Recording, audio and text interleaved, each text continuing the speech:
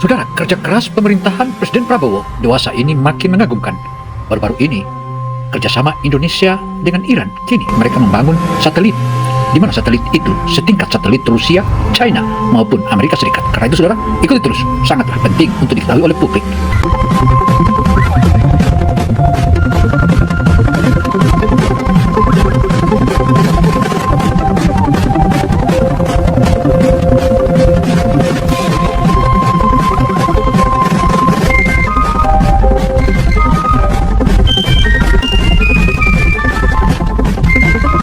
Kerjasama Indonesia dan Iran gencar. Dewasa ini bahkan disebut-sebut kerjasama untuk membangun satelit tersebut kini mulai tampak dan mulai lancar. Warrior Teknologi, inilah negara yang dihantam sanksi internasional bertahun-tahun, diembargo dengan ekstrim, tetapi tetap berhasil meluncurkan satelit telekomunikasi canggihnya sendiri ke orbit bumi. Namanya Nahid 2, satelit buatan Iran yang diluncurkan Juli 2025 lalu menggunakan roket Soyuz Rusia. Beratnya sekitar 110 kg, beroperasi di orbit terendah, yakni 500 km. Dan ini adalah tes pertama Iran untuk teknologi kuban komunikasi di luar angkasa. Saudara, kerjasama Indonesia dan Iran di bidang elektronik ataupun di bidang satelit kini makin gencar. Belakangan ini bahkan disebut-sebut makin mantap. Gimana kisahnya? Ikuti terus.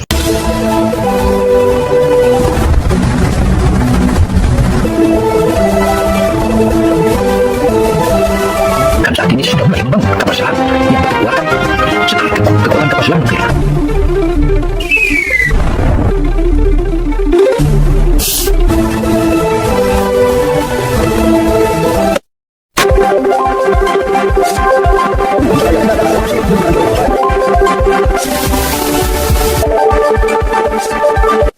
Saudara, kalau sebelumnya Indonesia atau pemerintah Indonesia terus berupaya untuk menghadirkan sejumlah alutsista canggih, kini mulai beralih ke ruang angkasa. Bahkan saat ini sudah mulai mengadakan satelit, antara lain satelit yang saat ini kerjasama dengan Iran. Bagaimana kisahnya? Ikuti terus. Apa rahasianya? Dan yang lebih penting, kenapa Indonesia, negara kepulauan terbesar di dunia, harus meniru model ini?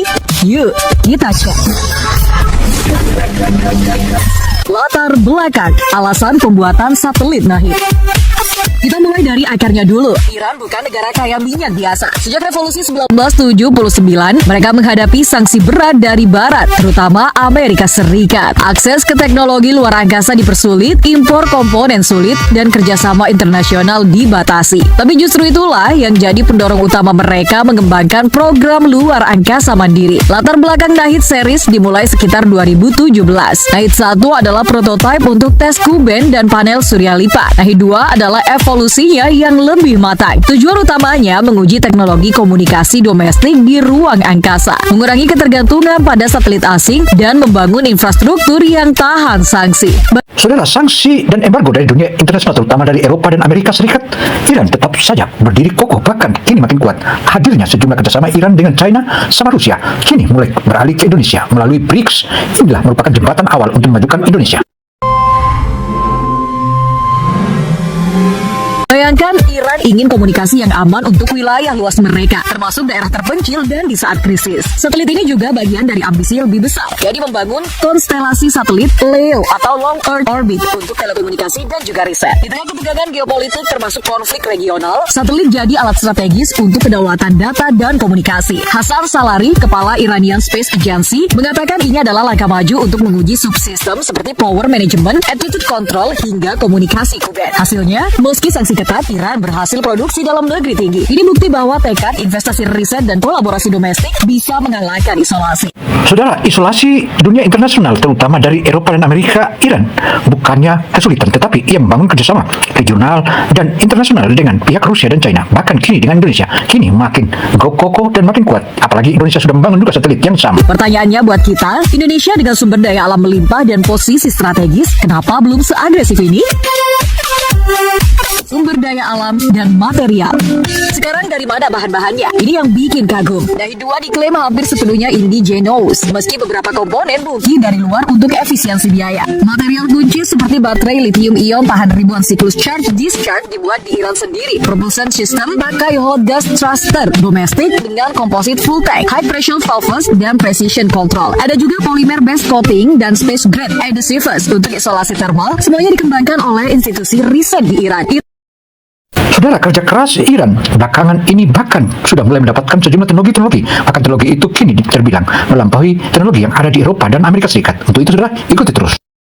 Riset di Iran. Iran punya kekayaan mineral yang mendukung rare earth elements, lithium potensial, dan industri manufaktur yang dikembangkan untuk kebutuhan pertahanan hingga teknologi tinggi. Bukan cuma rakit impor, tapi inovasi dari nol di bawah tekanan sanksi. Bandingkan dengan Indonesia yang kaya akan nikel, bauksit, timah, dan potensi rare earth-nya. Kita punya bahan baku mentah, tapi masih sering ekspor mentah dan impor teknologi jadi. Nahid menunjukkan bahwa dengan fokus riset dari industri hilir, kita bisa membangun ekosistem satelit sendiri. Bayangkan satelit Indonesia yang pakai material lokal. Itu bukan mimpi, tapi pelajaran nyata dari Saudara, pelajaran nyata yang kini dialami oleh Iran atau yang kini diikuti oleh berbagai bangsa di dunia, kini Indonesia menyusul untuk mengikuti hal-hal seperti itu.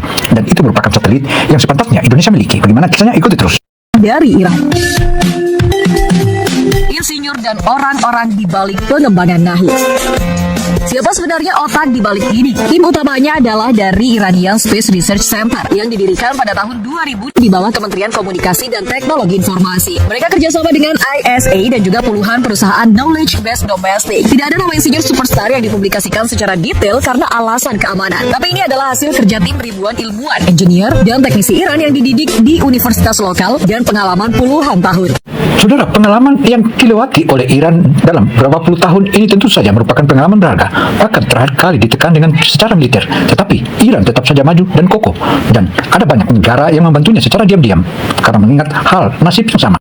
Hasan Salari sering jadi juru bicara, menekankan kolaborasi antar institusi riset dan industri swasta dalam negeri. Mereka mengatasi tantangan sanksi dengan inovasi reverse engineering, pengembangan lokal, dan fokus pada subsistem kritis seperti sensor, processing board, dan receiver SU bank. Ini budaya ketekunan, puluhan tahun trial and error dari kegagalan Nahid 1 hingga kesuksesan di Nahid 2. Pelajarannya buat Indonesia, kita punya talenta engineer muda yang berlimpah. Dengan BRIN dari universitas seperti ITB, kita bisa membangun tim serupa, investasi pendidikan STEM, dan juga insentif untuk perusahaan knowledge base bisa menjadi game changer. Saudara, pemerintah Indonesia di tangan Presiden Prabowo tentu saja melihat apa yang dilakukan Iran merupakan suri teladan ataupun akan bisa dicontohi, akan bisa diadopsi oleh Indonesia. Karena itu Indonesia dapat memastikan bahwa akan mengadopsi teknologi Iran tersebut.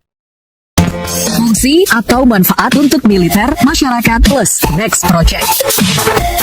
Nahid 2 bukan cuma satelit biasa. Fungsi utamanya adalah telekomunikasi Ku-band untuk coverage luas, tes teknologi komunikasi aman, dan juga riset. Manfaat sipilnya, komunikasi di daerah terpencil, monitoring bencana, data lingkungan, serta dukungan broadband. Untuk militer, dual use teknologi, di mana komunikasi aman yang sulit diinterupsi, reconnaissance potensial, dan juga dukungan operasi, analisis satelit asing, dan dorongan ekonomi melalui industri pendukung. Lifespan 2-5 tahun di orbit 500 km. Saudara, satelit yang akan menjadi adopsi Indonesia tersebut sebagaimana yang kini digunakan di Iran makin efektif. Bahkan ini merupakan salah satu kemajuan bagi teknologi komunikasi buat Indonesia, terutama di bidang satelit. Next projectnya, Iran sudah merencanakan Nahid 3 yang lebih advance, Pars 2/3 untuk imaging resolusi tinggi, Rad 2 radar satelit, dan konstelasi LEO yang lebih besar. Ada rencana launch domestik dengan roket Simorgh atau CAM, plus pembangunan spaceport Kabahar. Ambisi jangka panjangnya astronot keluar angkasa. Indonesia bisa adaptasi untuk konektivitas antar pulau, pertanian presisi, hingga pertahanan maritimnya.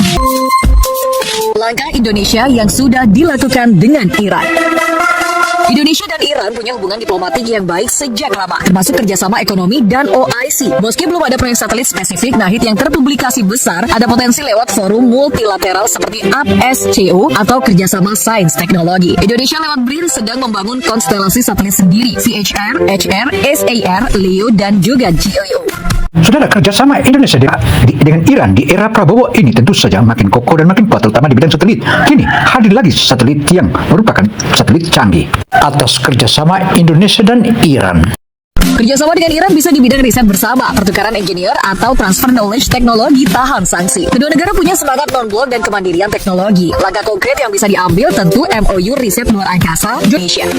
Dan kerjasama itu bukan hanya isapan jempol ataupun akal-akalan sebagaimana yang terjadi antara Indonesia dan Korea Selatan. Demikian pula negara-negara yang suka ngelabuin Indonesia itu. Dan ini merupakan fakta yang sesungguhnya dan menunjukkan kemajuan buat Indonesia di bidang satelit.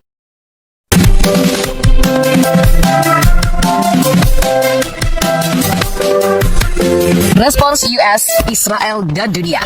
Misil, mereka melihat ini sebagai kemajuan yang mengganggu keseimbangan, terutama di tengah ketegangan regional. Ada kekhawatiran transfer tech ke antar lainnya. Eropa seperti UK, Prancis, dan Jerman pernah mengkritik launch serupa karena potensi misil. Tapi Rusia mendukung penuh. Mereka yang meluncurkan via Soyuz bagian dari kerjasama strategis. Dunia lain banyak yang netral atau kagum pada ketahanan Iran di bawah sanksi. Ini menunjukkan multipolaritas ruang angkasa. Bagi Indonesia, respon negatif dari Barat mungkin ada, tapi kita bisa navigasi dengan diplomasi cerdas, satu sipil, dan keberagaman mitra seperti Rusia, Cina, dan lainnya. Kemajuan teknologi itu akan terus melakukan salah satu kekuatan ataupun upaya hingga terciptanya salah satu teknologi-teknologi yang mampu bersaing dan mampu mengejar ketertinggalan di berbagai bidang terutama belakangan ini.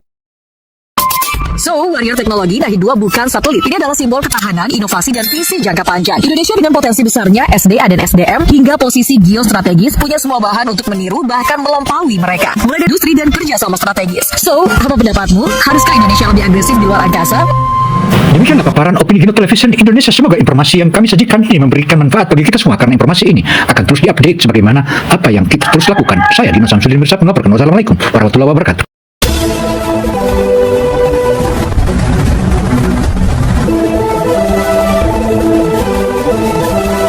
Saat ini sudah